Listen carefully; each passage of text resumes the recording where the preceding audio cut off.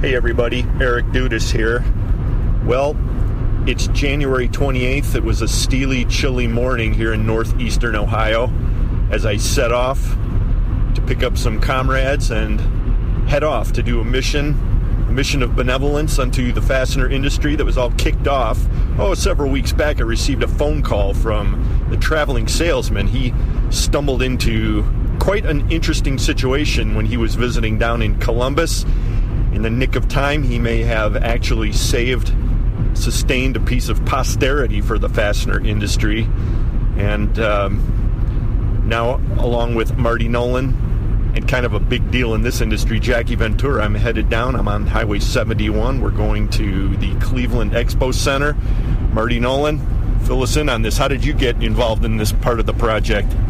Well, I was contacted by a traveling salesman about something he stumbled on, and he had been into Columbus. We're actually going to Columbus, Ohio Convention Center because while he was traveling that area, he made a pilgrimage to the Fastener Hall of Fame just to check it out and see. He knew from past posts he'd been told by Jim Bannister that there's a physical presence of a Hall of Fame in Columbus, Ohio by the old convention center where the old show was. He snapped some pictures and was told by a construction worker in the area that the Fastener Hall of Fame as it stood was being yanked out of the ground, that the pavers that made up the Fastener Hall of Fame were going to be removed for additional construction on the convention center.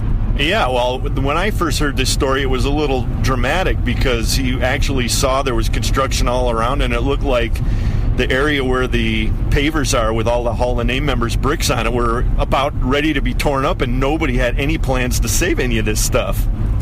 Yeah, that's true. So at that point, he got in contact with me, and he knew I was involved in North Coast Fastener Association, some other associations, asked me if I'd like to jump in and get involved.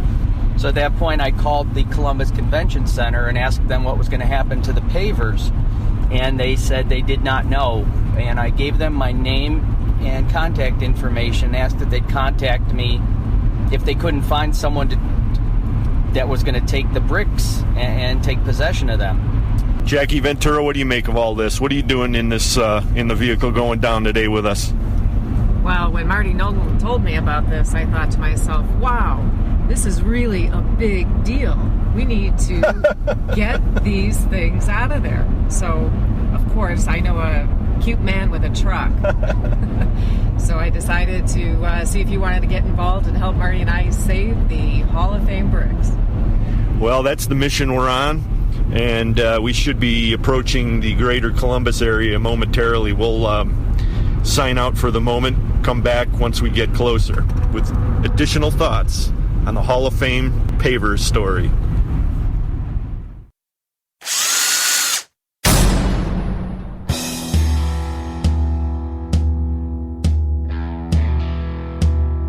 It's time for Fully Threaded Radio.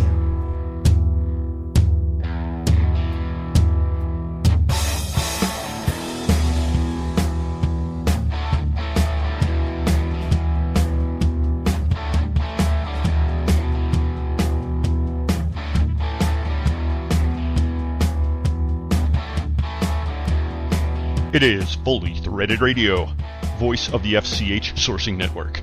If you are in the industrial fastener game and you've been searching for an online source for news, commentary, general information, and miscellaneous ribaldry, well, you've clicked on the right link and we're glad you've joined us.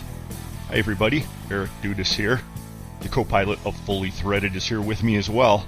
He's to online fastener software what Orville Redenbacher is to popcorn. Of course, I'm speaking of Brian Musker.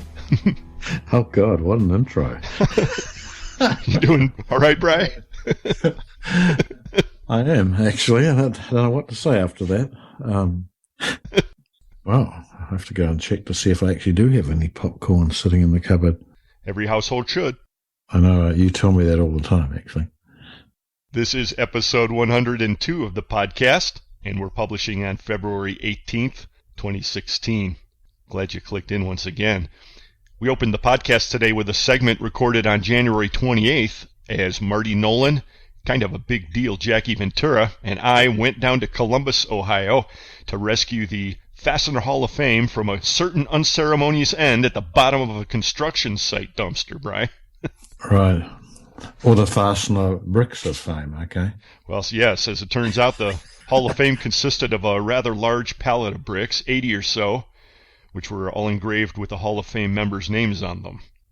Well, that's sort of cool. Well, it was cool, and it is cool. And, folks, you can get more on that story, the whole backstory of it, at the Traveling Salesman's blog. You can find that at fastenerblog.net. A couple of photos and the whole story's there. We'll play more segments from that Hall of Fame Paver rescue mission during today's podcast. And our feature segment today is another in the Legends of the Industry series. It's a conversation with 2015 Fastener Hall of Fame inductee Virg Lindstrom and Trinity Hardware headquarters Dan Zehnder. Quite appropriate for today's theme, don't you think, Bray? I do, actually. And, it's sort of weird in a way that that all the effort that went into these naming people Hall of Famers and that could have just been all wiped away so easily if someone, particularly the traveling salesman, hadn't picked up on the fact that they were all being bulldozed away. Just think about someone not watching, and the whole lot would have been in a dumpster somewhere, actually in a landfill somewhere. We're hours, if not minutes away, Bry. Right. Quite dramatic.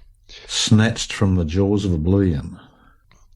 But don't you worry about oblivion, folks, because also on today's episode, we'll hear from our old friend Russ Doran of Würth Timberline. He's a big fan of avoiding oblivion. I got that on good record, Bry. Yeah, I know. And as always, Mike McNulty will have the Fastener News Report. This time, he'll review the stunning FDI numbers from January with MWFA President Bob Baer. Plus, Carmen Vertullo has another info-packed Fastener Training Minute. And don't miss a minute, folks. Or two. Or one of our sponsors. Right. And we're very lucky. We have a great set of sponsors.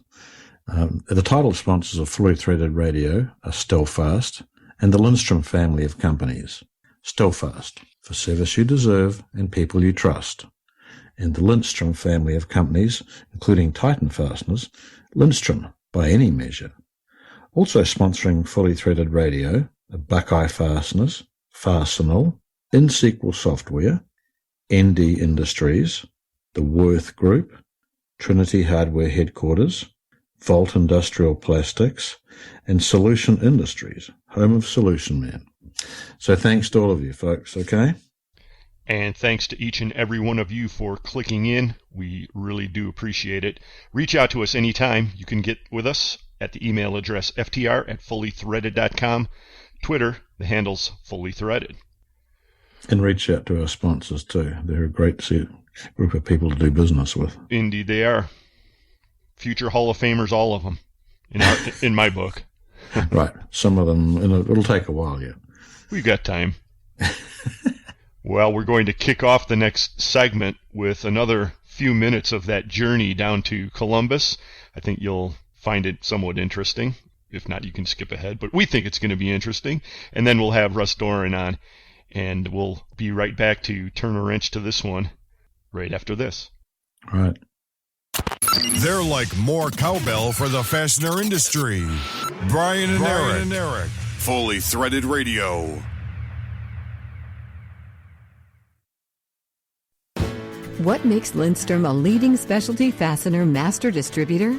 For years, you've known Lindstrom as the premier name in metric fasteners, with an expanded product line that now includes the largest assortment of fasteners and components of any master distributor. Today, Lindstrom means much more than metric. At Lindstrom, we're focused on a single goal: to bring our distributors the perfect combination of convenience, flexibility, value, and choice, delivered by the most experienced sales team in the industry. For inch or metric fasteners, standard or special, in any finish, all packed to your requirements, turn to Lindstrom, where we have what you need and deliver it the way you want. To learn more about Lindstrom and our expanded brand of value-added products and services, visit lindstromfastener.com or call a sales representative at 1-800-572-5550. Lindstrom, by any measure.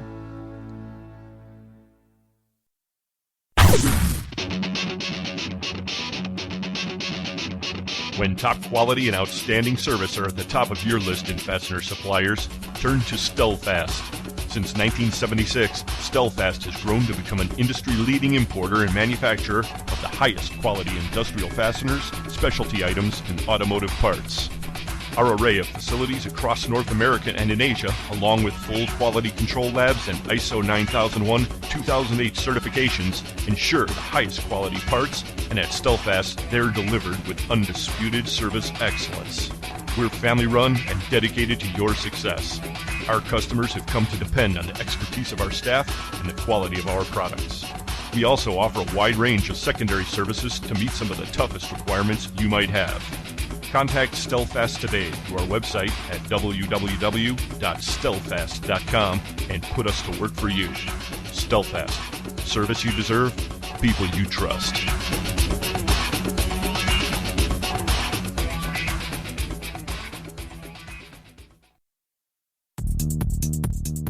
The leading event for fasteners and fixings in Latin America takes place June 1st and 2nd at the World Trade Center in Mexico City. Connect with thousands of fastener and fixing buyers at the Fastener Fair Mexico 2016. Fastener Fair Mexico is produced by Mack Brooks Exhibitions, the leader in international fastener shows and organizers of the Fastener Fair in Stuttgart. This will be the second edition of the Fastener Fair Mexico, and as the only dedicated fastener event in Latin America, it is sure to be a huge success once again. Fastener Fair Mexico is the perfect opportunity to grow your business by reaching new prospective buyers and partners from Mexico, Latin America, and beyond. Whether your business is focused on automotive, aerospace, construction, electronics, or household appliance manufacturing, Fastener Fair Mexico is where you need to be. To exhibit, contact the Fastener Fair Mexico team at 781-791-5011. Mack Brooks also invites distributors from across North America to attend this exciting show. To receive an invitation to attend Fastener Fair Mexico as our guest, please join our mailing list at www.fastenerfair.com/Mexico. Once again, www.fastenerfair.com/Mexico. We look forward to seeing you June 1st and 2nd at the Fastener Fair in Mexico City, and bienvenidos to the North American fastener industry.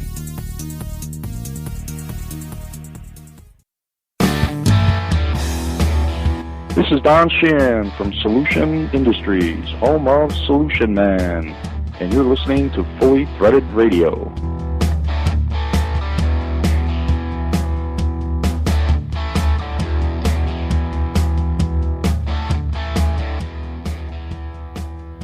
Back with you. We're getting close to the Columbus Expo Center, home of the original NIFS shows. We were kicking around some memories of the old days in Columbus. Of course, Jackie, Marty, you've got a much deeper history with that fastener show than I did. I think I only attended 2 of them. Yeah, I remember, pretty much the early years of when I was in the industry. You'd come to Columbus every year, and that was the show before Vegas existed. How many did you attend, Jackie? Well, pretty much all of them. Since the inception in 1983, I believe I started attending the show annually in 1985 or 86, and I was at every show until he moved it to Las Vegas. We've had a lot of fun, a lot of memories. I know Don Shan will remember one incident when we walked the city looking for a restaurant. It was a lot of fun. Just that only happened one time? I don't believe it. Yeah, well, after you spend some time in that second floor bar, you tend to lose your way a bit. Well, we're going to drive right by that bar. I guess when you were down here, when Traveling Salesman was down here a couple of weeks ago, he was saying that he walked right by there and went up there to take a look, and it brought back a lot of memories. No, truthfully, he went and he was the one who first discovered that it was being ripped up. So I've been down since then, and I did go up, in fact, and walk around as well, around the old Hyatt, second floor of the Hyatt where the bar was. And in fact, I'm the one who contacted the people at the convention center, and they remembered the show. And they talked about it at length, how that used to be such a big show for them. So they did remember the industry, the show. We left a really big impact on this city. I think we did. It's a Hall of Fame kind of city. Hey, I got to make a turn here pretty soon, don't I? You do, up at High Street. Okay, hang a left. You'll be going right on High Street to the Nationwide Plaza. Yeah, I knew that. Go right on High. So, so speaking of the future of the Fastener Hall of Fame, that is something we've been kicking around quite a bit on the drive down here. Seems like Columbus, or the Cleveland area at least, is definitely a fitting spot for the Fastener Hall of Fame, doesn't it? Absolutely. We have the Rock and Roll Hall of Fame. Why shouldn't we have the Fastener Hall of Fame? Well, let's hope they have all of these bricks waiting for us when we get there. I know. They said it would be waiting for us to take possession of them. We're within a few minutes now of the location, so let's hope they're there. Yeah, it's getting exciting. All right, we'll check back in a bit.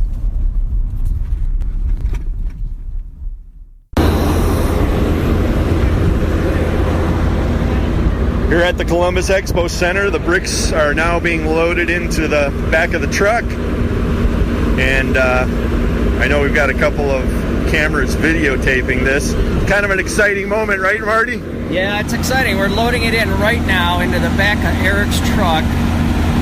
And I'm not sure he's going to be able to get out of the mud once they put this load on there. Oh, no, that'll add to the traction. There you go. We've got good traction. There's a whole bunch of bricks on there. That is our Hall of Fame in the back of your truck. That's perfect. I didn't even know the tailgate came off of my truck, so yeah, this is a learning experience. You're right. And we're not there. No, we missed it.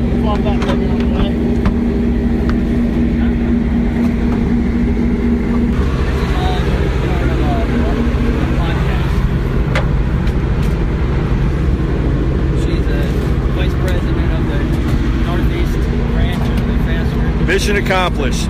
What's your name, sir? Jerry. I'm Eric. Yeah, good to meet you. Appreciate your help on the Fastener Hall of Fame preservation project. We got the bricks in there. I didn't even know the tailgate came off of my truck. Yeah, sure does. All right, well, you've done a good service to the fastener industry. We'll see you next time. All right, thanks. Have a good one. Well, we're back on the highway, heading back to the Cleveland area. I'm not sure how many bricks we have in the back of this truck, and it may be a ton. We got a ton of bricks, Marty. There are a lot of bricks. They gave us everything. The ones that weren't marked with names, we got all the blank ones too, so we got a lot of bricks. We'll have to sort those out. This is going to be a little bit of a curation project now. I guess that's the next phase of the Hall of Fame preservation project. It's funny, I was just thinking back. It was episode 40, which was on February 13th, was it, Jackie? 23rd of 2012, that we put out an episode of the podcast called Fame. And I had been perusing the Global Fastener News site, and I guess I noticed that really the Hall of Fame seemed like it had been put in mothballs, or nothing really was happening on it. And of course, Traveling Salesman on his blog picked up on that with a post, and gee, ever since then, it seems like really the Hall of Fame's come back to life a little bit. Yeah, the last 2 years now, they've inducted people into the Hall of Fame. I think last year was Leo Core, and Zehnder Sakuja, of course, was inducted, and Virg Lindstrom. And Mr. Shea from Brighton Best just this last year. Right. So yeah, it's up and active again, and that's good. But the physical presence, well, it's in the back of your truck on a pallet. Now, just the other day, I got a couple of notices, I think. One of them came from NFDA, and one of them came from Fastener Industry Coalition, I believe. And they were pointing out that nominations for the Hall of Fame are coming out, and I guess the Fastener Industry Coalition is going to be playing a role in selecting the recipient. Is that how it goes? That is what I believe to be the case, that members of the Fastener Industry Coalition board will be instrumental in picking the next inductee. What do you think of this pile of bricks back there, Jackie? Well, it's quite a load. I'm just hoping we don't lose it on the way. Well, we peeled off the top layer or two, hoping they don't blow off. I hope the truck makes it. We'll scoot down the road a little bit more, think about the Hall of Fame and maybe the future of the Hall of Fame, and we'll come back with you in a bit. So there you have it, Bri. That's pretty much what it was like in the vehicle driving back from Columbus, bringing the bricks back. Right. But there's a couple of things that sort of confuse me a bit. You've got a few bricks and... Few? Yeah, and to make a hall, you have to have walls and a roof over it. That's a hall, okay? Otherwise, it would have been called the Pathway of Fame. So what is the Hall of Fame? Yes. You're thinking it has to be more than a euphemism, don't you? Yeah, they didn't call it like a water slide of fame or a Ferris wheel of fame. It was a Hall of Fame. Where's the hall? Yes, well, that's one of those existential questions that we so frequently ask here on the podcast. And perhaps to help us answer that, we have a probable future Hall of Famer to help us ruminate on that, and that would be Mr. Russ Doran of Timberline Fasteners. Hey, Russ, you out there? Yes. Hi, Brian. Hi, Eric. How are you guys? Mate. How you doing? Been a while since we talked to you on the podcast. Yeah, it is. It has been a while, and I think this is the only time I've ever been referred to as a prospective future Hall of Famer. So I think that might have more to do with age than talent, but thank you for that compliment. Oh, you're too modest. Well, don't let it go to your head, because then you won't be able to fit your hat on, one of which you gave me, okay? I'm very thankful for. So what's your take on that whole thing, man? I mean, does it, the Hall of Fame, does it belong in its own edifice, or is it more of a state of mind? Eric, I got to tell you, to kind of confess and further disqualify myself from any future eligibility, I'm embarrassed to say I didn't know we had a physical Hall of Fame. I know we had a virtual Hall of Fame, and we had honorees and illustrious inductees. I didn't know there was even a structure or bricks or a path or a superslide or whatever it was. But so anyways, that was informative to find out that actually existed. Well, I don't think you're alone. Now, Russ, this is the fastener industry. You could not possibly have had a virtual Hall of Fame. I mean, that would have implied there was a computer involved. That's true. But anyways, this is news. I'm glad to hear that it has been saved from possible destruction, and that it will live on in perpetuity somewhere. That's right. Well, there was certain destruction, and we'll, of course, as you heard, we'll have to decide what's going to happen with that, and a lot of people will be involved with that. But it was a heck of a lot of fun, that's for sure. And again, you're too modest, because you're quite a guy in this industry, and let's say it this way: we'll call you the perennial president of the Pac West, and more than what does that mean? I think that means you pop up periodically.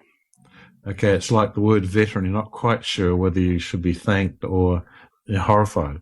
Exactly. Of course, we're speaking with Russ Doran of Timberline Fasteners, based out of the Denver, Colorado area. And I think the last time that we spoke with you, it was previous to the big news of your merger with the Würth Group. And gosh, that was huge. Yes. Yeah, it's been a while. And so, yeah, it's fun to be talking to you guys. And we have a new name, Würth Timberline Fasteners, and obviously new ownership and dramatically expanded resources, capability, colleagues. It's very exciting. What parts of the industry are you serving these days, Russ? Has it changed, or are you kind of sticking with what you always did? So our focus has not changed much. We continue to have the majority of our focus is our OEM and VMI served customers, although we still have, and we're a little bit unusual in comparison to our sister companies, we still have a real vibrant, growing package program that we sell to hardware stores and lumber yards. It's kind of in the shadow of our OEM product offering, but it has had a lot of growth recently, and it's still a vibrant and bona fide part of what we go to market with. Now, why do you, you'll know the answer, why has it had a recent growth? Is it because you've just addressed it better, or you've got more sales resources, or is there something happening in the Denver area? Well, a little bit of both. The most significant kind of economic change is that we've had a recovering, vibrant economy with a lot of new construction. So this was part of the kind of construction industry, and our program serves the pro dealer more so than kind of the local hardware store, and so they were kind of disproportionately affected by the economic downturn in 08 and 09. So that's had a real strong recovery, and then secondly, it's just a piece of the business that is it requires more resources to grow. Expansion in this side of the business is pretty expensive. So the Würth relationship has absolutely facilitated that. Oh, cool. Okay. We have a long relationship with the Würth company, so it's all good for us. And Timberline. Yeah, I know. Now, I know you keep your eye a little bit on the FDI, and of course that's slumped quite a bit as of late. How do you square what you're experiencing with what the broader industry sees? Well, being in kind of Rocky Mountains, predominantly kind of Colorado, Midwest, I think we enjoy a little insulation from some of these bigger trends. We're still obviously affected by the oil and gas industry because that's big in our market, and certainly we have a lot of customers in that market. So we truly feel that pain. But we also miss some of the kind of heavier industrial slowdown that maybe the rest of our counterparts are experiencing. I mean, we've definitely seen a slowdown just across the board, but I don't think we're seeing it to the extent that some of the bigger national guys are reporting. I mean, certainly in the last 4 or 5 months, we've had our major national competitors talk about we're in the midst of a true industrial recession, which is kind of a curious comment to make if you're not quite there, but and maybe just part of that is we're not experiencing it quite to that level. We're seeing things slow down, but we're certainly not seeing slowdowns like were experienced in late 07, early 08. So I don't think it's alarming, but it's unfortunate. And it's unfortunate because we still have a healthy economy. We still have the most vibrant economy in the world. Yes, that is true. And we're affected by there's just a lot of noise. There's a lot of noise on China GDP. There's a lot of noise on just the safety and military unrest worldwide. There's just a lot of interference. There's maybe a hypersensitivity to bad news that tends to discourage folks right now. So, but I don't think we're seeing it as pronounced, maybe as some of the folks in kind of more industrial concentrated areas, or in particular the oil intensive Southwest. Interesting. Well, of course, the problem is the United States doesn't exist in a vacuum anymore. And, I mean, the economy is better, certainly, than probably most, if not any other country in the world. However, it can't exist by itself anymore. It relies on other people to sell stuff to. And so when they got no money, it all gets a bit awkward. Yeah, exactly. And we know, we've seen this before, when Wall Street gets a little uneasy, there's a conservative reaction as a result of that. We're seeing that once again.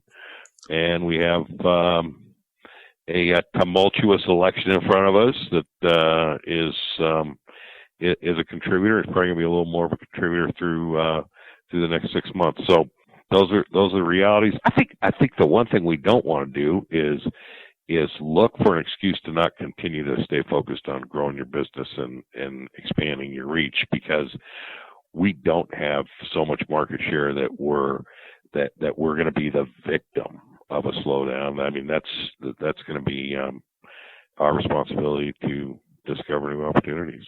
Yeah. I think also that, other bits of news filtering out are that could be that OPEC is going to limit its oil production. I mean, they've all realized that all they've done is shot themselves in the foot. Of course, their intent was to try and bankrupt all the American, mining drilling companies. And what they've done is they've bankrupted themselves. And so they announced this morning that they're looking at possibly limiting production, which would be a good thing for everyone because it pumps more money back into all of the economies. Yeah. Well, and the alternate view to that is that the worldwide demand is declining, which that's a completely different perspective. But I guess both have a role in that, in that equation. Yeah, they do. Sure. But in general, it's more important that everyone makes a good bit of money. I mean, we do not want we don't want a financially strapped Russia. We want them to start thinking of things other than just who to blame for their shit, okay? Well, I'd like to return to a comment that you made a moment ago, which has to do with looking for excuses not to strive. And, of course, the Würth Group is a group that is not look for any excuses. I mean, they're pedal to the metal at all points, and that's got to be quite an experience, Russ, to have an enterprise as you have for so long, and then to join with a superpower. And what is that like? I mean, what kind of an experience have you had during this whole transition? The experience has been very positive. Obviously, having a parent company, having a boss is a new experience, and having a parent company that you have a reporting, responsibility to is new. Yeah, but that's Brian and my worst fear. Yeah. But so now you have to shave every morning. Is that what you're saying? You have to shave every morning. You actually have to come to work. God! It's been very good, and the folks I work for and work with are super. We work with industry folks that know this business very, very well. And it is refreshing that you're asked to do the right thing and you're asked to work on good stuff, and that behind the scenes there are smart people thinking about things that are appropriate and germane to our industry, and how do we get better, and that this is the business that your parent company knows and breathes and really thinks about. I mean, I think for us, the option was that ownership could be through some type of VC organization, or a result of a more disparate M&A activity, and you could either you're going to have the responsibility to squeeze more out of your balance sheet, put more to the bottom line, position yourself for a future sale, or you were working for folks that were kind of freshly minted MBAs that didn't have much experience in your industry, and that's not the case with Würth. I mean, these are industry veteran professionals, best of class people that you get to work with, and that is the cool part. Actually, in the worldwide organization has very deep roots. I mean, they go back a long way.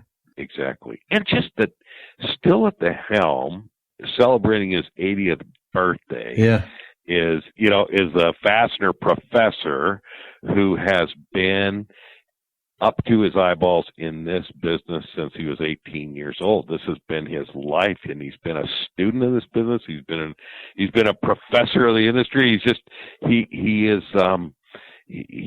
is very serious about everything that this company does and every acquisition that they make. And so you just have a totally different respect and appreciation for who you're ultimately working for and working with as a result of the character and the integrity of the family. Yeah, talk about a likely or probably a definite future Hall of Famer right there. You hit it, Russ. Let me ask you this, though. We have a lot of listeners out there of really a huge cross-section of the fastener industry, both in the U.S. and abroad. And, of course, a lot of our guys are small operators. And some of them, of course, strive to achieve what you have. And others, I think, though, would prefer just to keep on keeping on, do the best they can. And what advice would you have for guys like that? Well, I think, and I remember back several years ago at one of the NFTA meetings, we had a couple panelists come in and talk about kind of what acquisitions, and back when kind of the roll-ups were all the craze, and there was just a lot of acquisition activity, and I think there was a real good point made by one of the speakers that we continue to be in a very fragmented and disparate industry in terms of numbers of players and types of businesses we're in, but there is consolidation. There will continue to be consolidation, and the responsibility that you have as an entrepreneur is either to get very focused on a niche that you can defend and support, or get big, or get bought. And so I think for those that enjoy the independence and the entrepreneurial part of being an independent business person, I think there will always be room for folks that are focused, serving a niche, serving a category, offering a level of service that is non-traditional with a level of expertise that is customized to the customer and demonstrates a level of understanding around their business. So I mean, I think that business model is legitimate. It is survivable, but it does require focus. Okay, good comment, actually. Yeah, I like that. I mean, I like to think that there's room for guys out there, and Don, John, Rick, a lot of you other guys. I think you're listening, and so there's room out there. Any special ideas for purveyors of online fastener networks of any import that you can think of for us? Just kidding. He's thinking, what? I don't know if the good doctor's listening or not. Yeah. Well, you mentioned the NFDA, and of course, you're a huge, longtime proponent of the Pac West, and yes, you guys have some big events coming up. You guys are great supporters of the industry in general, and in March, of course, is another one of your joint meetings, isn't it, out there in San Diego? Yes. So we're having a joint meeting. I was looking the other day. It looks like it's going to be very well attended. In fact, they were scrambling to make some expanded accommodations for folks. So it sounds like it's going to be a tremendous program with very strong attendance. And of course, we're speaking about the NFDA Pac West Joint Conference that's happening March 1st through March 4th at the fabulous Lowe's Coronado Bay Resort in San Diego. You'll be there, of course, Russ. Absolutely. I'm looking forward to it. We have great attendance. There is sign-up list online, so folks can see what kind of registration looks like so far. But everybody seems excited about the reception and the attendees. So. So, Russ, we'll look forward to hearing one way or another the results of that conference. It's going to be a big success, and we sure do appreciate you joining us. And we stand by our comment earlier that you are probably a likely inductee to the hall. But speaking of fame, gotta say, non-fastener related, which is our forte here at Fully Threaded Radio, we've got to congratulate you and everybody in the Denver area for your amazing success at this year's Super Bowl. Did you win some money or what? Or that goes without saying? Well, thanks for that. This town is very thrilled. This was, it's been 18 years since, Broncos have had a Super Bowl victory. It's been a way less than that since they were in attendance, but no need to dwell on that. No, we won't. No, this was fun, and we had the town got to enjoy kind of a double victory because the team came back down on Monday. They had a team parade on Tuesday. We had 70-degree weather when they had the team parade through Denver, so 1 million folks showed up for the Bronco celebration parade, which was pretty cool. So, I mean, kind of shut down Denver, and in fact, shut down the public school system for a day. But what a cool celebration! Yeah, and they were pretty proud of the fact, and they should be. That million people in attendance. And one arrest.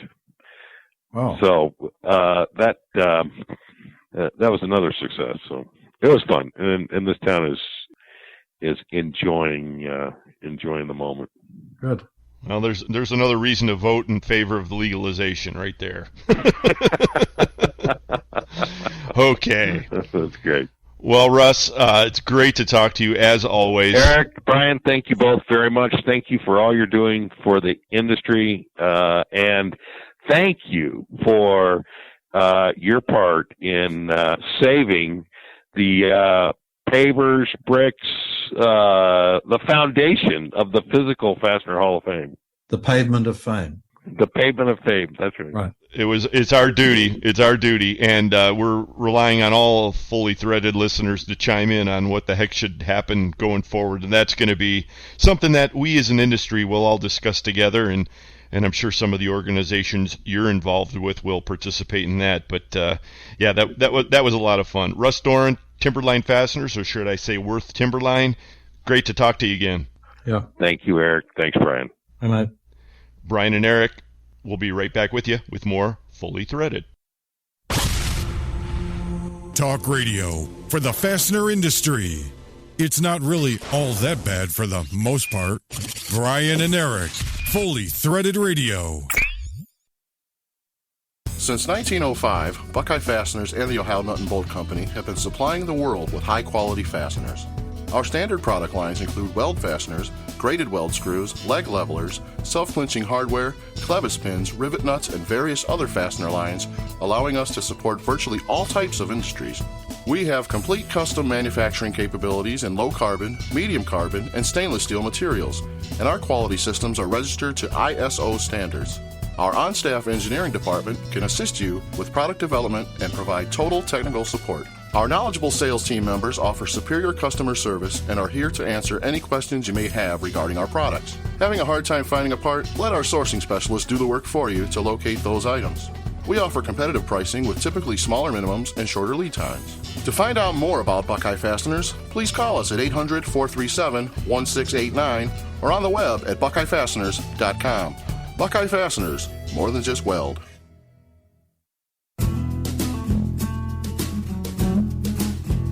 Looking for package fasteners of all kinds? How about specials or unique parts that no one seems to carry? At Trinity Hardware headquarters, we believe in parts done right, and our new catalogue is available online at trinityhardwarehq.com, featuring over 30,000 different types of fasteners available in package quantities, product kits, and assortments, including hundreds of hard-to-find parts as well as the most popular inch and metric sizes. Trinity Hardware headquarters has locations throughout the Midwest and South, and over 400,000 square feet of warehouse space with 18 million pounds of fasteners ready to fill your requirements. Our featured products include number 3 and number 7 head plough bolts, grade 5 and grade 8 carriage bolts, hook bolts, tap bolts, and nuts and washers of all kinds, plus much more.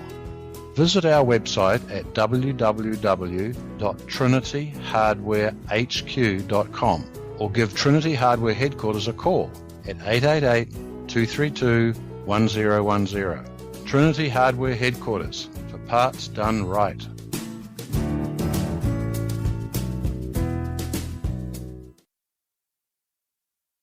Are you tired of empty promises from software vendors? Are you paying for support that you're not receiving? Is it time for another paid upgrade?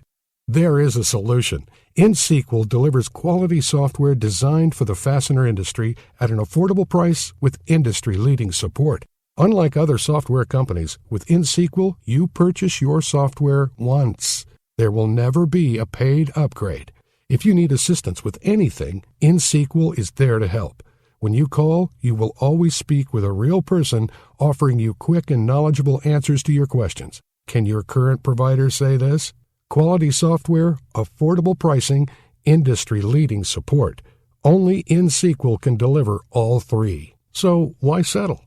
Call InSequel Software at 877-446-9775 or visit www.inxsql.com. My customer sent me a print for a bolt specifically for the machine in his shop, but we can't make it. Solution Man can. Provide me with a print, and my superhuman CNC machining team will custom make it for you faster than a manufacturer's rep drinking at an open bar. Visit the Solution Industries website for details at solutionind.com. Wow, that is fast. So are you at the distributor social, huh?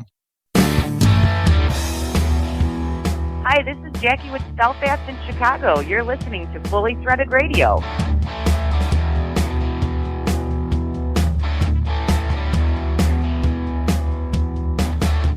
Brian and Eric, back with you on the infamous Fully Threaded Radio.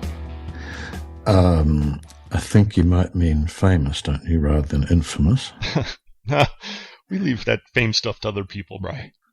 I'm not sure if I want to be equated to infamy. You'll get used to it. Hey, everybody. The Fastener News Report is coming up, and just before we get to that, a few stories broke. Well, one in particular, after we got done recording with Mike McNulty, I wanted to get that out. Saw this on StreetInsider.com, dated February 16th. Rosemont, Illinois-based MW Industries, a leading provider of highly engineered springs, specialty fasteners, and parts, has announced the acquisition of USA Fastener Group. USA Fastener Group, which was established in 2002 and operates out of Houston, Texas, is an industry-leading manufacturer of various fasteners, including studs, nuts, and other precision machine parts. We have some friends over there, Bri. We see them every year over in Vegas, and this was a little shocking, I suppose. Yeah, surprise. But interesting. Well, it'll widen out their product catalog. MWs, yeah. Yeah. I think they've got a little bit of a different sales model, too, to some of their other companies, as I understand it. But, I'm sure they'll integrate in. But I wonder if this speaks to the whole gas and oil situation. A lot of companies dropping out or changing up because of that. And I know USA was heavy into that sector. But, I guess we'll get more news. And, hey, we shouldn't be shocked by any of this stuff at this juncture, right? No. It's a little bit too new. We've got to digest it a bit to see what the impact really is. The other piece of information we wanted to share, not quite as breaking, but you should all know about it. The Young Fastener Professionals Group, this is back on February 11th at the NCFA meeting. They revealed the long-awaited results of their survey on attracting and retaining millennials. I wasn't at this meeting, Bri, but I got the lowdown from a few people who were in attendance. I guess someone we know, Ryan Curtis of Stelfast, was the main presenter, and he also had some help from Corey Facemeyer of NSK. Oh, okay. Yep. Heard they did a real nice job with that. Cool. Okay. Well, Curtis was the guy who came over and joined us in Cleveland for the NCFA meeting when we discussed the 10-year future of the fastener industry. We never had a chance to sort of talk to him that much. He sort of was heading off back to New Jersey, I think, pretty immediately afterwards. So good memory, Brian. That was almost a full year ago. I know, but I remember it sort of quite well. Good memory for a non-millennial, should I say. Well, I went out to the website, the Young Fastener Professional website, to see if they had the results of the survey. And if they're there, I did not see them. It's possible they'll be publishing that at a later time. I know they're taking this on the road to a couple of other associations, so that's entirely possible. But I did come up with this interesting little blurb from their website. It says, by 2020, millennials are expected to make up 50% of the global workforce, and by 2025, we are expected to make up 75% of the global workforce. I'm not sure if that worries me. Well, it shouldn't, Brian. I mean, I was thinking about it this way. By 2025, 100% of millennials will be age 30 or better. And then they'll become veterans. It's going to be exciting. Something like that. Actually, according to the Urban Dictionary, millennials are people born between 1980 and 1995. So if I can, with my amazing mathematical skills, calculate, the oldest will be about 45 then. And I bet today's current millennials, I bet they can hardly fathom reaching that decrepit milestone. Yeah. Wow. So they're people up to 36 at the moment. Interesting. Well, we'll keep our eyes posted, and hopefully we'll be getting those results, and we'll share them with you folks when we do get them. Okay. Good. The Fastener News Report is brought to us today by Volt Industrial Plastics and Fastenal. The title sponsors of Fully Threaded Radio are Stelfast and Lindstrom. Most of all, we couldn't do it without you folks. Thanks so much for listening in, sharing the podcast with your friends. Right. And now, here he is. He's hyper-focused on fasteners and fastener industry news. Of course, he's Mike McNulty. Thanks, Eric and Brian. This is Mike McNulty from Fastener Technology International Magazine, bringing you the Fastener News Report, which is sponsored today by Volt Industrial Plastics, makers of the world's finest plastic fasteners. When winter has finally descended on Ohio, literally with cold and snow, and figuratively with John Elway and several ex-Cleveland Browns being part of the latest Super Bowl victory, but I am still focused on fasteners and ready to deliver another edition of the Fastener News Report. In today's report, we are going to reveal the latest results of the Fastener Distributor Index, also known as the FDI. Also in today's broadcast, we have newsmaker headlines from the ASTM, Berkshire Hathaway, PCC, Lawson Products, Advanced Components, Brighton Best, and ITW. On the back page report, we're going to talk about the Las Vegas Fastener Show. We will get to all of that and last month's FDI results right after this.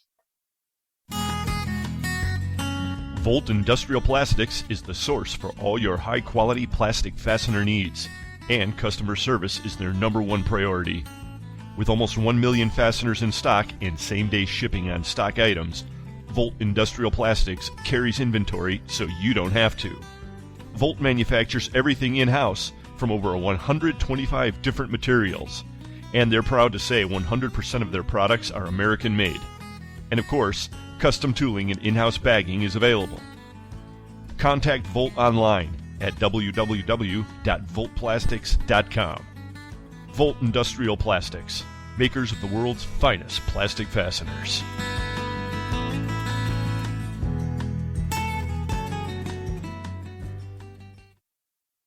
For a selection of hundreds of thousands of fasteners, check out your local Fastenal store or fastenal.com. We can stock domestic or internationally sourced product locally and keep your bin stock filled for you at no additional expense. We are a 9001-2008 certified company that's made a huge investment in quality control so you don't have to.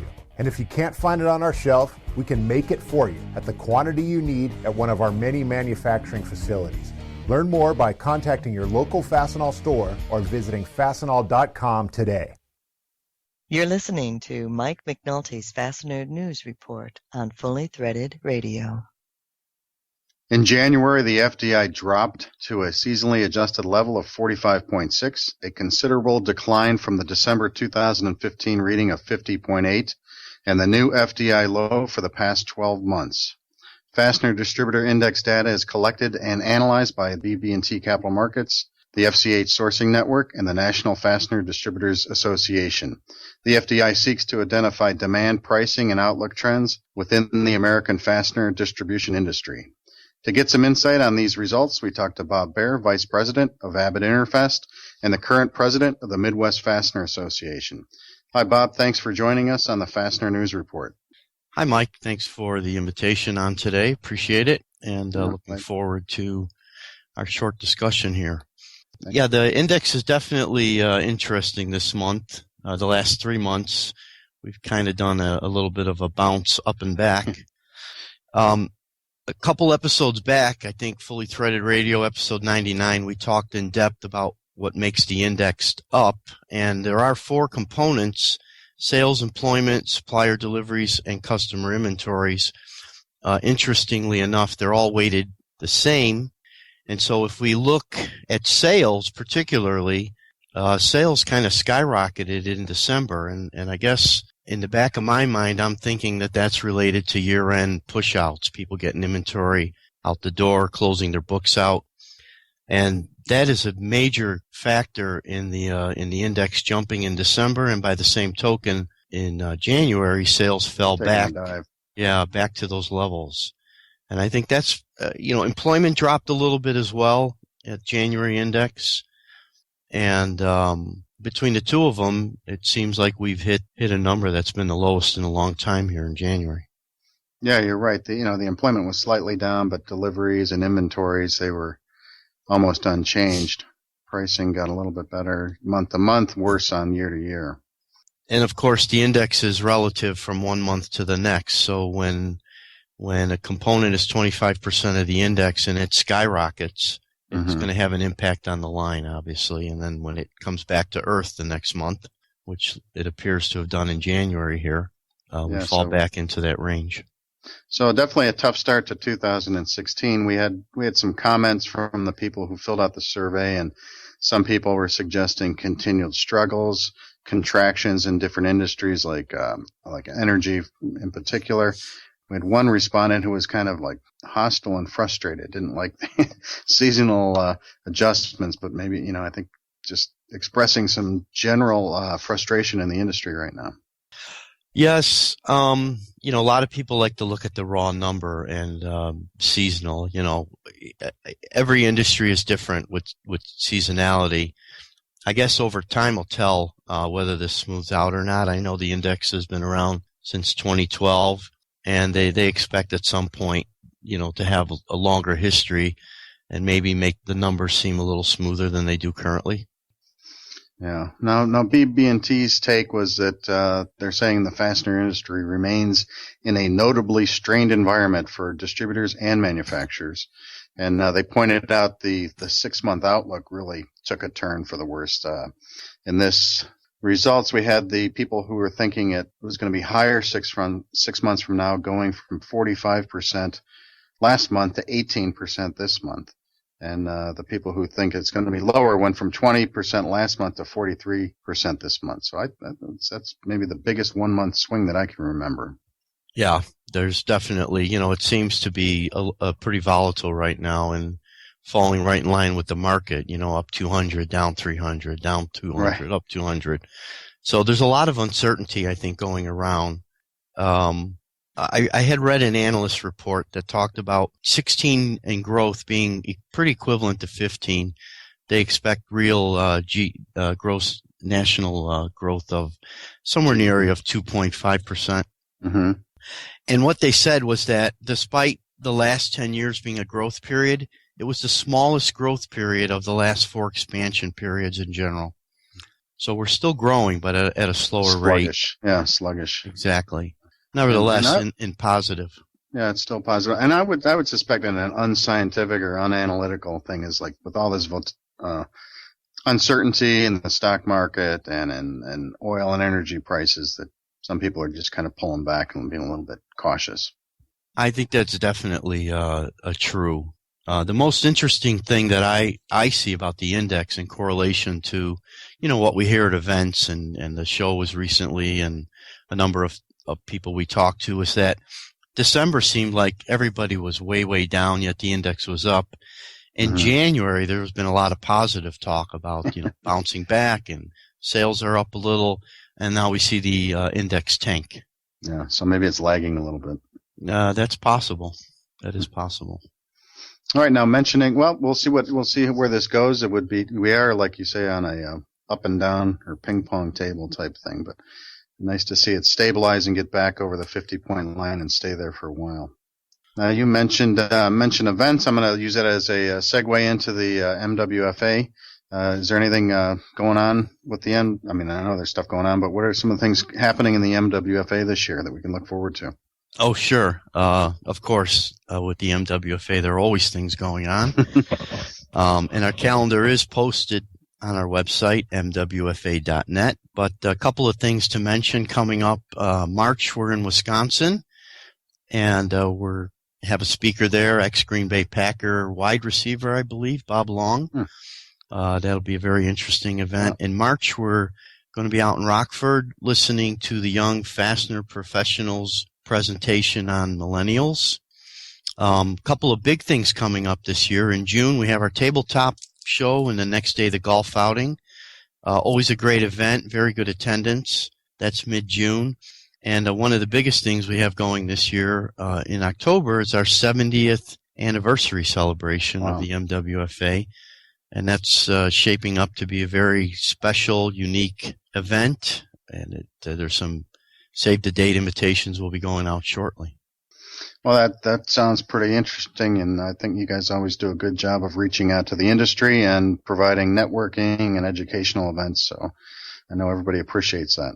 Yeah, I think we all would do ourselves well to visit all of the association's events, at least one or two of them during the year. It's a good way to branch out, meet other people, network, and hear what's going on in some of the other regions. So, not to admit, I was surprised when I saw 70th anniversary. That's takes you back to the 1946, right? That's pretty long. Long time ago. It is a long time. The association back then. Yeah, I want to clarify that goes back way beyond me. Yeah, me too. But no, to me, that's impressive. I like to see the longevity of an association that's serving the industry. Thank you. All right. Well, Bob, thanks for joining us today on the Fastener News Report. We look forward to talking to you again down the road, getting some insight on the industry and the association. Sure thing, Mike, and thank you for the invitation, and we'll chat soon. Okay, that was Bob Baer of Abbott Interfast and the MWFA. If you want to participate in the Fastener Distributor Index Survey, you can visit www.fdisurvey.com. Next up, today's Fastener Newsmaker headlines. Joe Greenslade, former Director of Engineering Technology at the Industrial Fasteners Institute in Independence, Ohio, has received the Fred F. Weingruber Award from ASTM International Committee F-16 on Fasteners. The AST Committee noted Greenslade's leadership and dedication have helped make the F-16 a premier body for fastener standards. Berkshire Hathaway Incorporated in Omaha, Nebraska, and Precision Castparts Corp. in Portland, Oregon, have announced the completion of the acquisition of PCC for $235 per share in an all-cash transaction valued at $37.2 billion, including outstanding PCC net debt. PCC is now a wholly owned subsidiary of Berkshire Hathaway, but its headquarters remain in Portland, and the company continues to be led by Mark Dunnigan. The Aircraft Lock Nut Manufacturers Association, based in Wayne, Pennsylvania, will hold the ALMA Technical Committee meeting and the ALMA Board of Directors meeting both on April 12, 2016, at the Long Beach Marriott in Long Beach, California. The global industrial fasteners market is expected to reach a value level of $104 billion by 2020, according to a new study by Grandview Research Incorporated.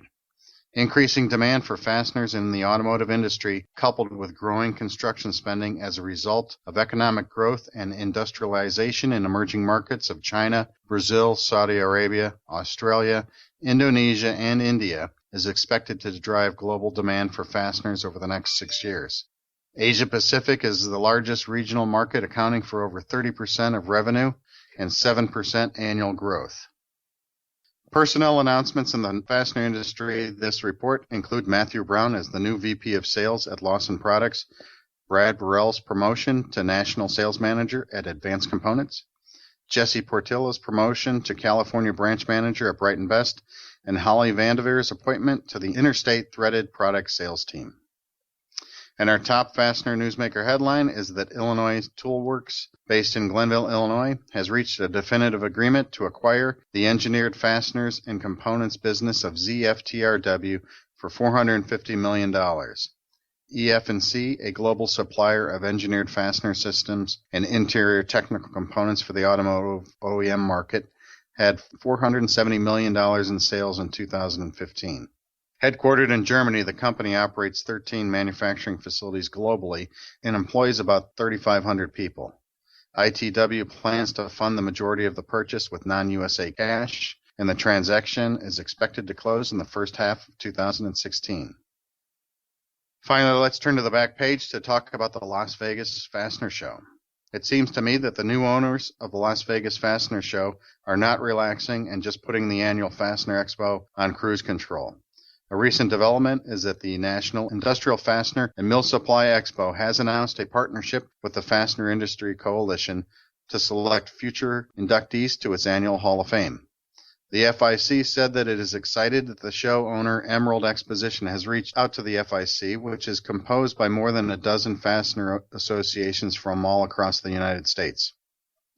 FIC board members will review all nominations and select the 2016 Hall of Fame inductees. Nominations are now open and entry forms are due on February 28th.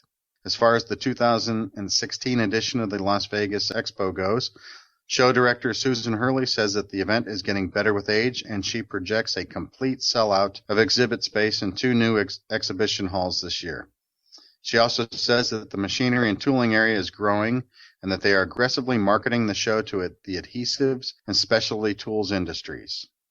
I think that this is an interesting and important show year for the new owners and for the American fastener industry as it struggles with a variety of changes and challenges.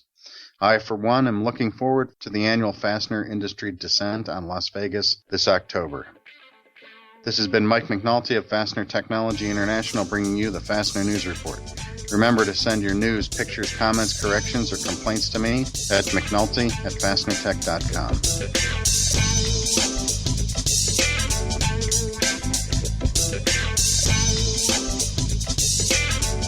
Up next, the very brick-worthy industry legend, Virg Lindstrom, with Dan Zehnder. It's Fully Threaded.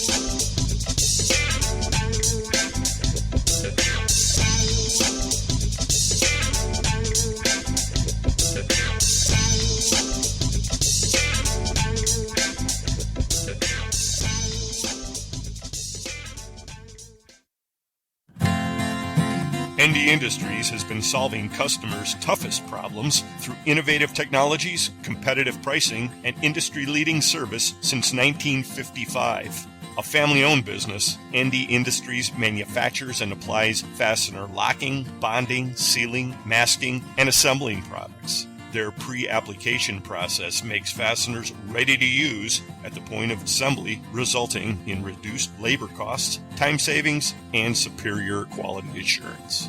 As a fully integrated company, ND handles all aspects of operations from formulating custom chemical compounds and coating fasteners to providing inline inspection, packaging, and delivery services. ND Industries serves the global market with 13 divisions in the continental U.S. and also facilities in Taiwan, China, and Turkey. Learn more about ND Industries at our website at www.ndindustries.com. ND Industries, innovative technologies, competitive pricing, and industry-leading service. Contact ND today.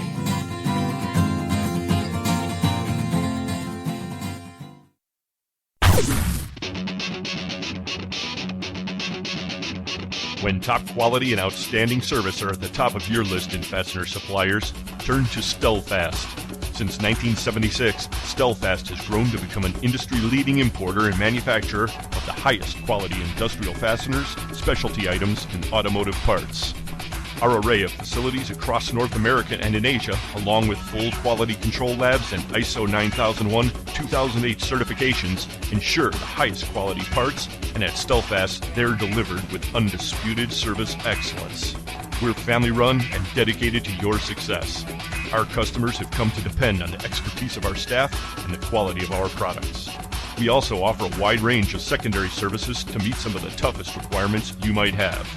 Contact Stelfast today through our website at www.stelfast.com and put us to work for you. Stelfast. Service you deserve, people you trust.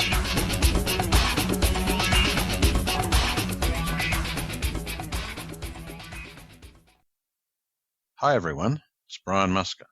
If you're listening to Fully Threaded, then you're no doubt aware of the FCH sourcing network found at fastenersclearinghouse.com. You've probably also heard about our legendary scrubber software that makes listing your inventory on FCH a snap. But have you heard about the new FCH SmartLink interface? With SmartLink, users of Business Edge, InSequel, and Distribution One have a new weapon in the war against excess inventory, because each of these platforms now links directly to the FCH scrubber system through an automated interface. The best part is that this new tool is available at no additional charge to FCH members who use Business Edge, InSequel, or Distribution One. With SmartLink, you can keep your inventory listings up to date with the click of a button, so it's a win-win for all FCH users. The new FCH FastLink interface is really big news, and we'll be thrilled to have your company using it. Business Edge, InSequel, and Distribution One users should contact their software provider for details, or just call me, Brian Musker. You can reach me through the FCH website at www.fastenersclearinghouse.com. That's fasteners with an S. And the S is for scrubber.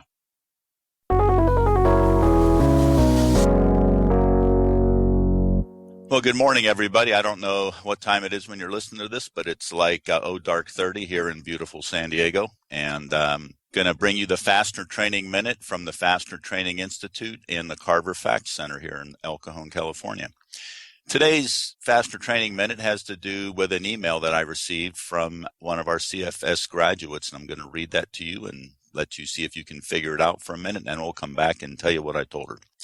It's from a very smart quality engineer named Rachel, and she says this: I wanted to reach out with you with a question about a broken flange head bolt, where the bolt broke and cracked a piece of a machine, causing lots of damage and parts costs and lots of downtime. The customer is worried because there are 7 more of these bolts installed like this one on the machine. The customer installed a 5/8 by 1 3/4 USS, means coarse thread, black phosphate and oil finish flange head bolts on I won't say the type of machine or the type of company. The bolts are specified to meet SAE J429 grade 8. The bolts were installed to 600 foot-pounds using a combination of impact wrench and torque wrench to ensure accuracy, she says with skeptical punctuation. The bolts are in a threaded blind hole attaching 2-inch aluminum blocks to the machine. There are 8 of these blocks on the machine. The OEM for the machine recommends grade 5 bolts with a washer, but the customer has been using grade 8 with a washer for years. The higher hardness prolonged the life of the bolts. This time the customer decided to use flange head bolts to save the step of installing the washer and to give a higher head to the bolt and prolong the life even more. No washer or thread locker was used. The machine runs at room temperature with lots of vibration and impact on the fastener heads.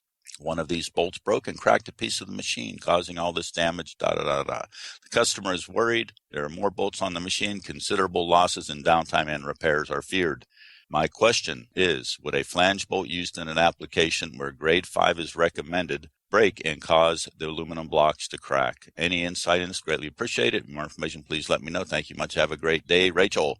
All right. This is a very interesting problem. There are some questions and there are some answers. So when we come back, I'll tell you what I told Rachel.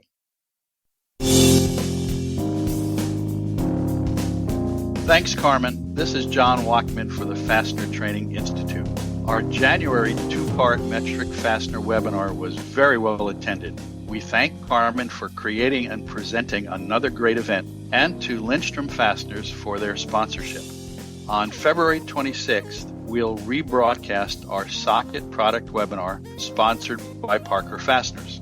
Carmen created this webinar last year, and we again offer it for those who missed it and as a refresher for those who participated last time. Socket screw products are very popular and are different in many ways. Carmen covers these in his unique and entertaining way. Then on March 18th, Star Stainless Screw Company is sponsoring our webinar covering corrosion-resistant fastening and stainless steel fastener specifications. These fasteners are specified and used by many industries that need the special properties these materials provide. This new webinar is again created and presented by Carmen Vertullo. Our live in-person classes continue this year on March 15th, when FTI brings Understanding Hydrogen Embrittlement Fasteners to Chicago. As part of FTI's Advanced Continuing Education program, this important class is a 1.5-day workshop with instructor Salim Brahimi, president of Ibeca Technologies and the leading researcher in hydrogen embrittlement fasteners. This course will provide a broad understanding of hydrogen embrittlement with a particular focus on the conditions leading to the failures of high-strength mechanical fasteners. If you make, supply, or use high-strength fasteners, this class should be part of your continuing fastener education this year. Then on April 20th, Lawrence Klaus, president of NNI Training and Consulting, joined Salim in Detroit to present our Automotive Fastener Technology class. This 2-day class is co-produced by the Industrial Fasteners Institute. The class is targeted towards technical personnel and support staff looking to consolidate fundamental knowledge. Engineers, technicians, metallurgists, and technical sales staff will all benefit from this training. Please visit our website, fastenertraining.org, for our complete schedule and course details. Now, back to Carmen for our Fastener Training Minute.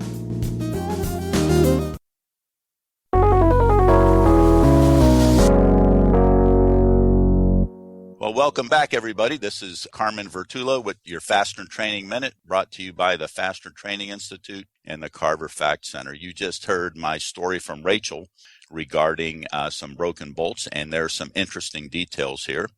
The machinery in question is a high vibration piece of machinery, lots of impact going on. What they did was they replaced a grade 5 bolt with a grade 8 bolt in the past. No problem there. My first piece of advice was, from an engineering perspective, never change a fastener grade, even to a stronger grade, without knowing enough about the application to know why that original grade was chosen. Even though grade 8 is stronger than grade 5, it's also harder and less ductile. In some applications, that could lead to a fatigue failure. But when you have a joint like that, you want to look at the joint, because you really shouldn't have typically an issue replacing a grade 5 with a grade 8. Secondly, I love the idea of changing the flange bolts. It's one of my favorite fasteners. As a matter of fact, it's my first favorite fastener episode, which you will hear one day soon. So they changed the grade from grade 5 to grade 8. That was done years ago, no problem. So it's unlikely that just changing the grade was the issue. But what they did when they changed to the flange bolt was they removed the washer. So this is going against aluminum. Aluminum is probably a rigid joint, more or less, but tightening a hardened bolt directly against an aluminum surface would deliver a much different torque-tension relationship result than using a hex cap screw or even a flange bolt with a hardened washer. Very significant piece of information there. I suspect they're not getting the required clamp load due to the friction between the flange bolt bearing surface and that aluminum block. That leads to the part loosening from vibration and eventually a fatigue failure. Might also be something going around with the heads getting knocked around by the impact in the machine, but that's not likely. So that is probably most likely their problem. It's some additional information, and the CFS was very right to be skeptical about the torque value of 600 foot-pounds. Much too high for that bolt. It should probably be in the 200 to 250 range, depending upon what the real coating and any lubrication that might be used are. So she's got to find out about that.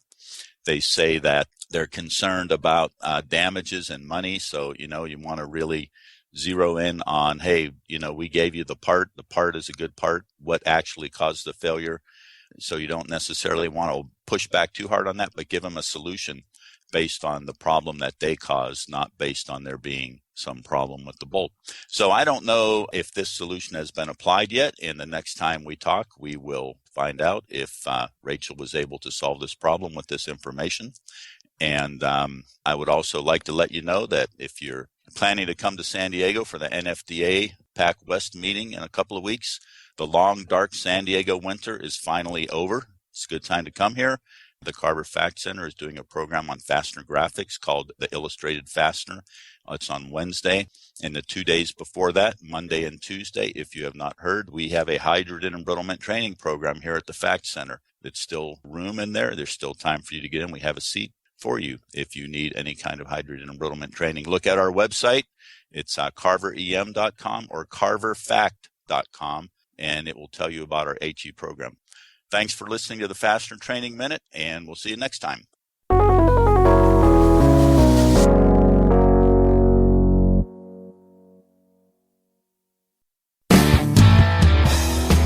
Hey, this is Clayton Allen from Buckeye Fasteners in Cleveland, Ohio, and you're listening to Fully Threaded Radio.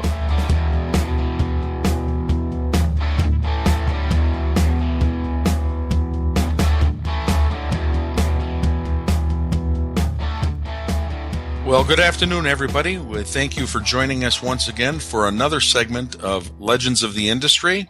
My name is Dan Zehnder. I'm pleased to be the host of today's broadcast. I'm also thrilled to tell you that we have one of the most amazing visitors, the guests on our show today. His name is Mr. Virg Lindstrom. Mr. Lindstrom was kind enough to agree to be on the show today and give us his perspectives on a great career. Virg, thank you so much for taking time out of your day and be with us and allow us to get caught up and learn a little bit more about Virg and Lindstrom Metric and your history.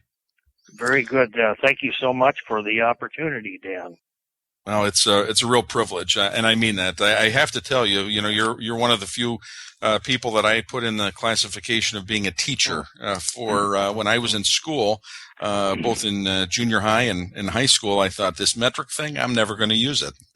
I'm never going to need to know it. And here, turns out, get into the industry and the career, and of course we use it every day, and Lindstrom Metric is a huge part of that education. So I have to credit you, Virg, as one of the most significant teachers in my life.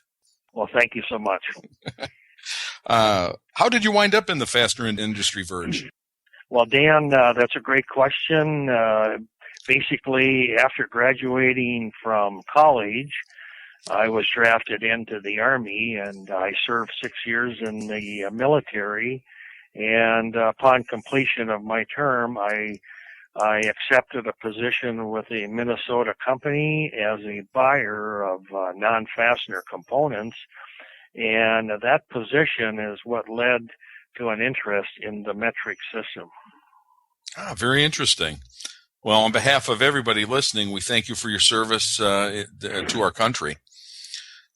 When you got into the business, what was your role? You were buying and planning, and what other tasks did you have to do?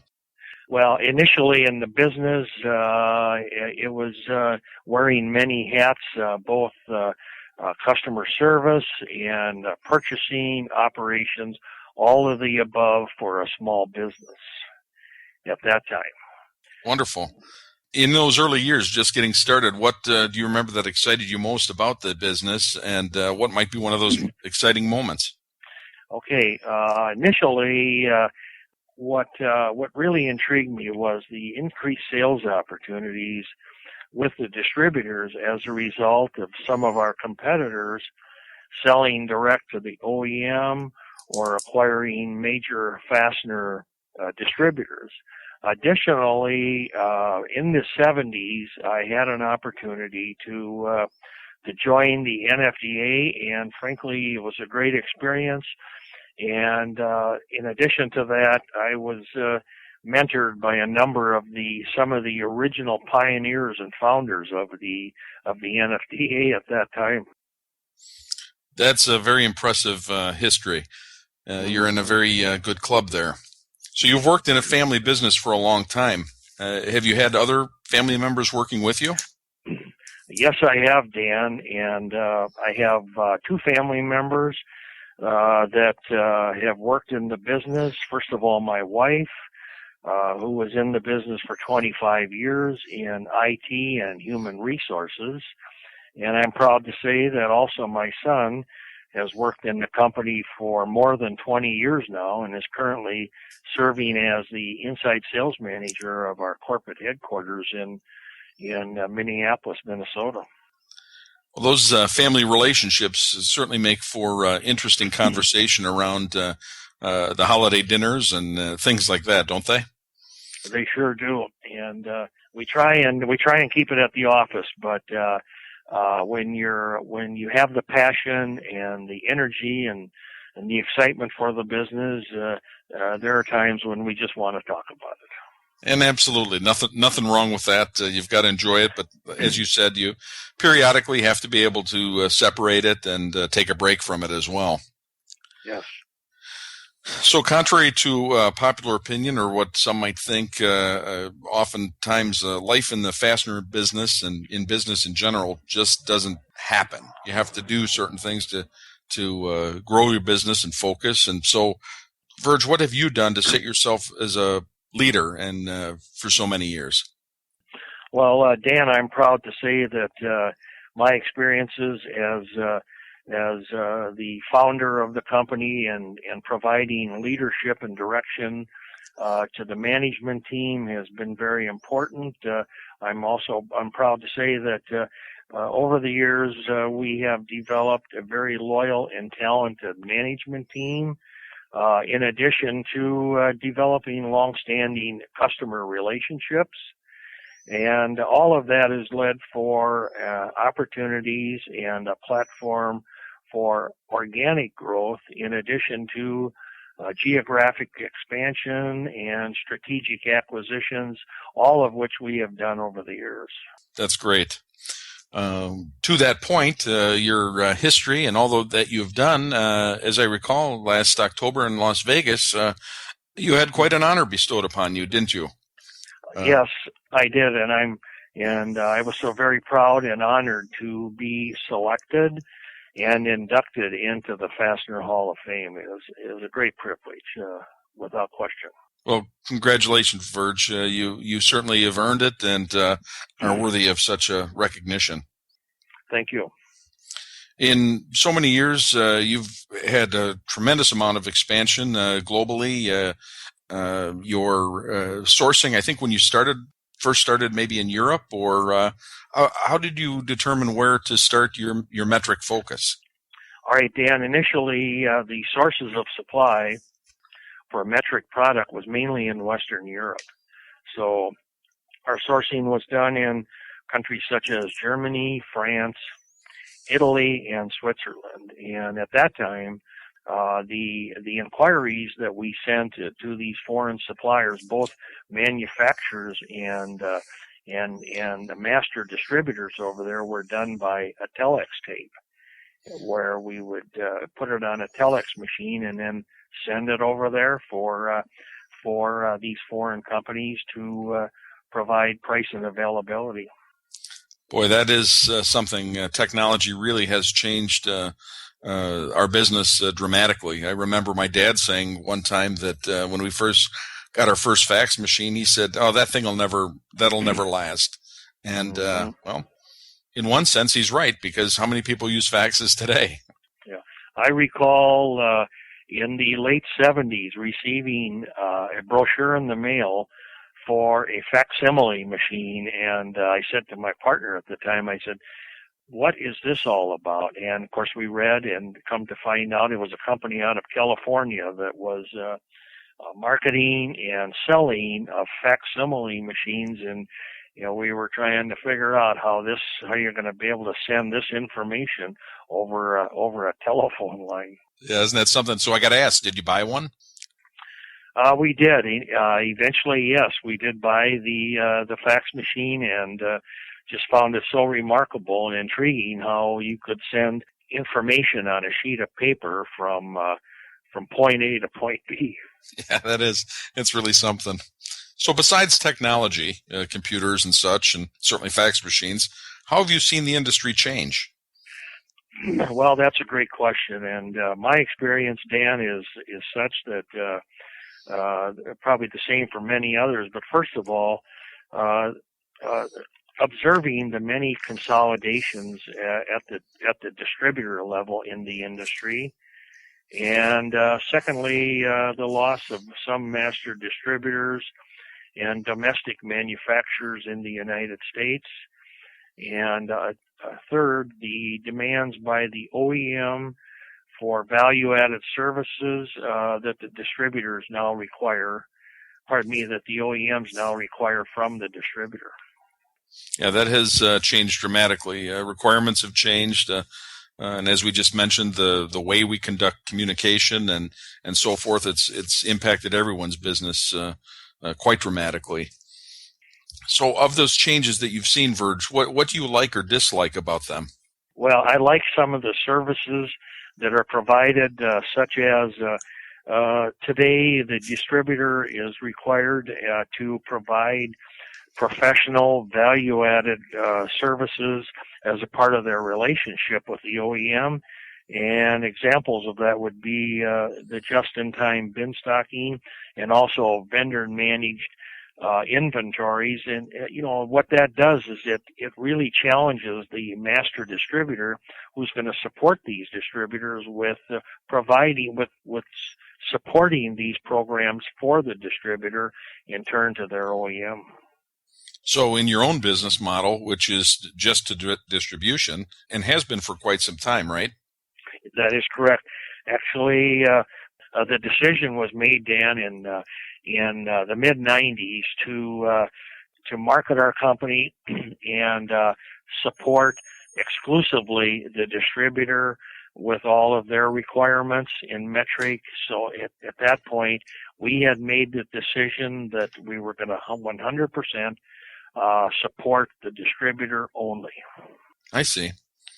And through that, you've been able to work closer with your value-added distributor customers to help them achieve their goals as well.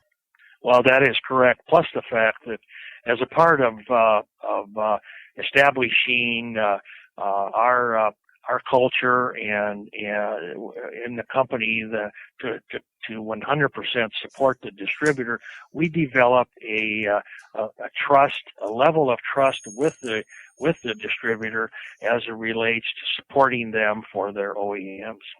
Well, and I can certainly verify that. I can tell you in our own company, and we use Lindstrom quite extensively, you've got a great team on the desk there and support folks behind that with technical information and other needs that makes for Lindstrom being a very good partner. Sure. And additionally, the fact that this company made the strategic decision in 1996 to operate exclusively as a master distributor, we've eliminated any competitive conflicts with our distributor customers. Understand. Over the years, Virg, it indicated you've gone from Europe to Asia and different parts of the world for sourcing on behalf of your distributor customers. I would imagine you've made some of those trips yourself? I have, yes. Many to both Western Europe and to Asia. And during some of those trips, is there any story or situation that stands out as being exceptionally memorable or something you'd like to share with us? Well, I think back to my the first visit that I made to Asia was in 1974 to Japan, and we were searching out manufacturers of metric product. I recall some of the fine people that I met over there then, and there were a number of manufacturers, but at that time, a number of them were only producing product for domestic requirements. And then the next trip, we moved on to Taiwan, and we found a number of factories in Taiwan at that time that were very open and quite motivated to do business with American companies. My first trip over there actually was accompanied by 3 other people, one of which at that time was a person well known and a real pioneer in the industry, and that was Bud Porteous. Oh, sure. Yeah. So you and Bud traveled together? Well, there were actually four of us, and two of the names aren't well known in the industry, but Bud Porteous was kind enough to invite me along on the trip in 1974 to Japan and Taiwan. Oh, that's a nice memory. You're part of a very strong legacy, Virg, and as you had mentioned earlier, inducted into the Hall of Fame this year. A very tight, small group, very special group. To what do you owe your tremendous success? Well, first of all, it didn't come easy, and there were many people that supported me along the way. Apart from my family, there were those initial employees in the company, but I guess the most the one part of this that is so gratifying is the fact that starting a small metric specialty company that grew organically with and over a period of time with growth and momentum as it relates to the metric system, which was very, very small at that time. Also, the decision to develop a business model as an exclusive metric fastener company with trust and honesty for our customers. Yeah, a high level of integrity is absolutely something important, and you and your team have certainly maintained that. Virg, you've shared some great memories here with us, and it's great to have you on the show today. Any closing thoughts or comments that you'd like to share with us? Yes, Dan, I do have some.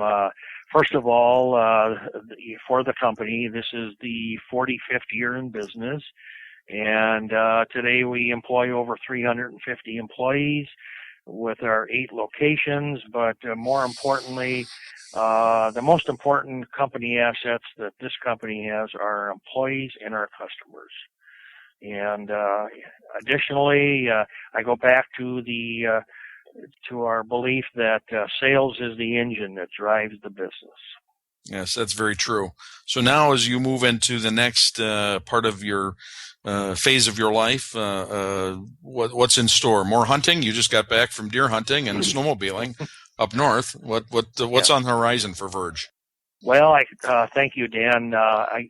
My passion, apart from the business and my family, is enjoying the outdoors, be it fishing up on the Canadian border, deer hunting in northern Minnesota. In December, I was fortunate to go with my son and some other business associates to Kansas for a deer hunting trip. We've enjoyed some great experiences in the outdoors. Last weekend, we were way up in northern Minnesota, snowmobiling for 4 days. So there are many interests that we all have, and fortunately now I'm having an opportunity to enjoy some of these experiences more often. So ask me, how did that conversation go then when you told your wife, you said, look, I'm going to do some more fishing, some more deer hunting, and some more snowmobiling, and you got to stay here at work? How did that go? Coincidentally, there was a time where that was the case, yes. But it's never been a problem with in our family. But my wife doesn't hunt. I take her along on a number of our fishing trips, and our snowmobiling trip we made up to northern Minnesota last weekend, she was with also. Oh, wonderful! Well, I was just kidding you. I figured you after many years of marriage and she and you and your son in the business, I figured you had a plan for that and you worked that out. Absolutely. Yeah, that's good. That's a great way to keep family life together. Well, Virg, I want to thank you very much for taking the time to be with us today, to share the thoughts and the history. You truly are a legend. You've been a remarkable interview today. It's wonderful to have this time. And on behalf of myself and Eric and Brian, we just thank you for taking the time out of your day to do this. Absolutely. My pleasure. And I thank you. I thank Eric. And I also thank your listeners for the time to share some of my experiences in the business. Well, it's wonderful, and I, too, was going to thank them for taking the time out of their day to listen to this Legends of the Industry interview with Virg Lindstrom. I'm your host, Dan Zehnder. Again, thank you for being here. Now I'd like to turn it back over to Eric and Brian for more of Fully Threaded Radio. Once you're in this industry, you're not getting out. Good thing there's Fully Threaded Radio. Talk radio for the fastener industry. What's the real value of Lindstrom? You probably know us as a leading specialty fastener master distributor. But what really sets us apart is a commitment to providing added value for the distributors we serve.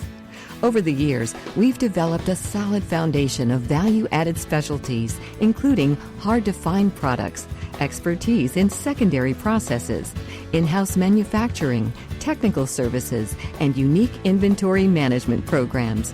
As we continue to expand, Lindstrom is focused on a single goal: to bring our distributors the perfect combination of convenience, flexibility, value, and choice, to be the source for everything distributors need. When you need something special, turn to Lindstrom. To learn more about Lindstrom and our expanded brand of value-added products and services, visit LindstromFastener.com or call a sales representative at 1-800-572-5550. Lindstrom, by any measure. What can I get you, young fella? An ice-cold sarsaparilla? Something stronger like a beer from the tap? Maybe something even stronger like some blended whiskey. Those sound like interesting choices, but I'll have an old rusty bolt. You ain't from around here, are you, young fella? No, sir. I'm from Cleveland, Ohio. Cleveland, Ohio? Every time we sold old Rusty Bolt, the fight would break out because we couldn't keep enough in stock. I don't want to have to keep fixing this place up. But I've traveled a great distance, and I've had my taste buds set on an old Rusty Bolt. I might have one tucked away in the bottom of the cooler. Yep, here it is. Hey, he's got an old Rusty Bolt! Let's get him! I warned you! Old Rusty Bolt beer, causing civil unrest since the 1800s. The preceding message was brought to you by Buckeye Fasteners and the Ohio Nut and Bolt Company, proud fastener show sponsors of Old Rusty Bolt beer, official beer of the traveling salesman. I know my customers' yearly usage, but I don't have the warehouse space to store it. Solution Man can. Submit a blanket order, and I'll not only set up release dates, I'll offer you bulk pricing too. Visit the Solution Industries website for details at solutionind.com. You're my fastener superhero. Just doing my job, ma'am. Hey guys, this is the one and only Rebecca Day of Exact Industries, and you're listening to my online fastening soul brothers, Brian and Eric, on Fully Threaded Radio.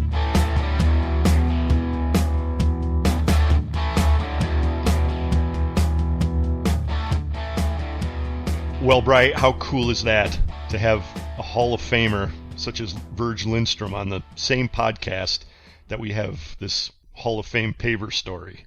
Right. So, and you would have found his name on one of the pavers. Oh no, they didn't stop. They stopped making them, didn't they? Yeah, last couple of years did not make it out to Columbus. So, 2014, 2015 were not, as far as I saw, out there. Okay. Yeah, I remember at one stage, I think last year, and I was getting some, I was dealing with Lindstrom, and I needed a little bit of a clarification on some of the Bassard numbering systems and how it related to things. And so I spoke briefly to Virg. He sent me the Bassard catalog to put me right, okay? He's a pretty friendly guy, generous with his time. I had a really great conversation with him out in Vegas this year. Of course, we weren't talking fasteners. We were discussing fishing. Yeah, thought so. Why did I know that? Yeah. But it's kind of cool. He's very familiar with some of the same lakes that I am up there in northern Minnesota. And I tell you, if I was kind of writing my own ticket, I would spend as much time up there as possible, too. So, wise man in my book. Let's take this moment to once again thank Virg Lindstrom, also Dan Zehnder, Russ Doran, Bob Baer, Carmen Vertullo, and Mr. Mike McNulty with today's Fastener News Report. Great job, everybody, and thank you so much. Right. But how come all the others aren't misters? Why is only Mike a mister? I sprinkle them out, Bri. Oh, okay. thought it's like some British thing. You know, it's like calling people sir or something. No, nothing quite that special. Okay. I'll make a note next episode. I'll put one in front of your name too. Okay, thanks. The title sponsors of Fully Threaded Radio are Stelfast. For service you deserve and people you trust, it's Stelfast. And Lindstrom, and the Lindstrom family of companies. Lindstrom, by any measure. Also sponsoring Fully Threaded are Buckeye Fasteners, Fastener Hall, Fastener Technology International, Fastener Fair Mexico, InSequel Software, Indie Industries, The Würth Group, Trinity Hardware Headquarters, Volt Industrial Plastics, and Solution Industries, home of Solution Man. Please get with us anytime with your thoughts and comments, suggestions. The email address is ftr@fullythreaded.com, and we're out there on Twitter. The handle's Fully Threaded. Don't forget also, folks, to check out Traveling Salesman's blog at fastenerblog.net.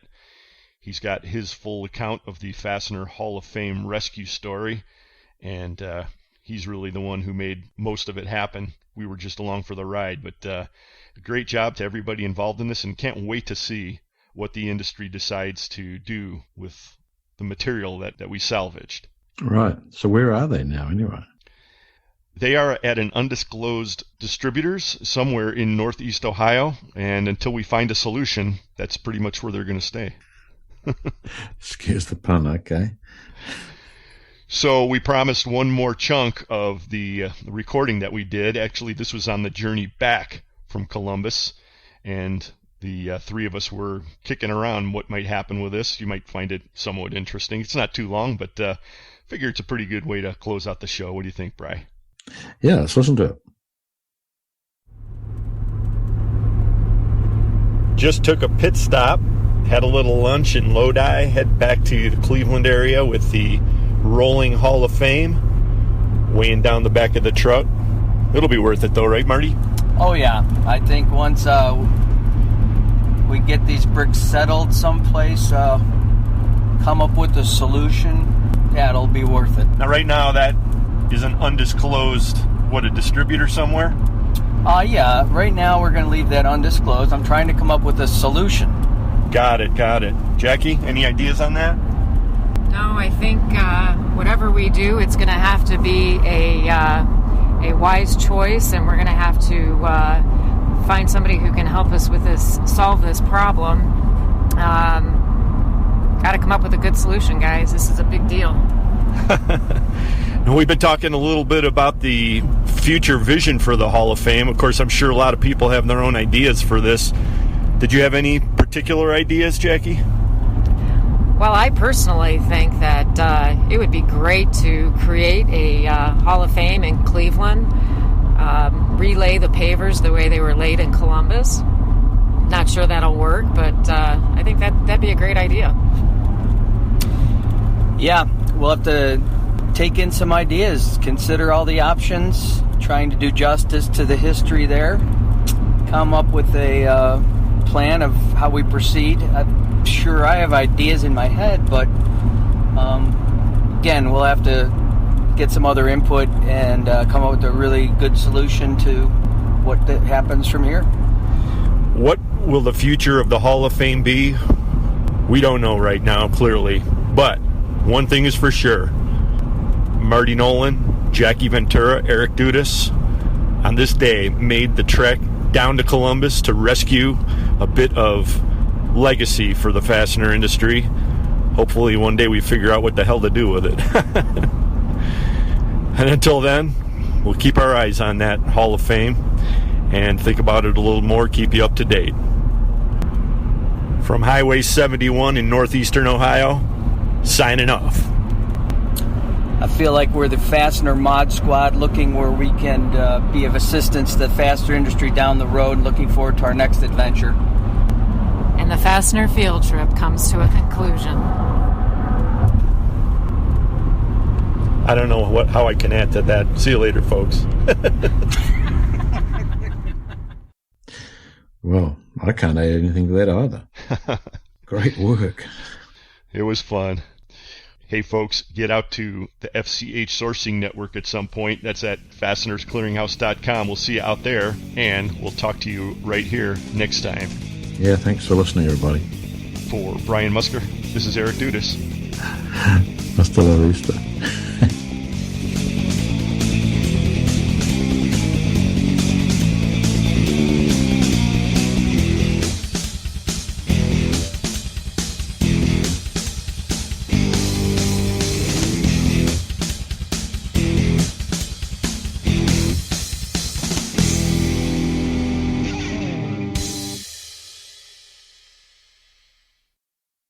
Fully Threaded Radio is a production of Fasteners Clearinghouse. Music provided by Audionautics.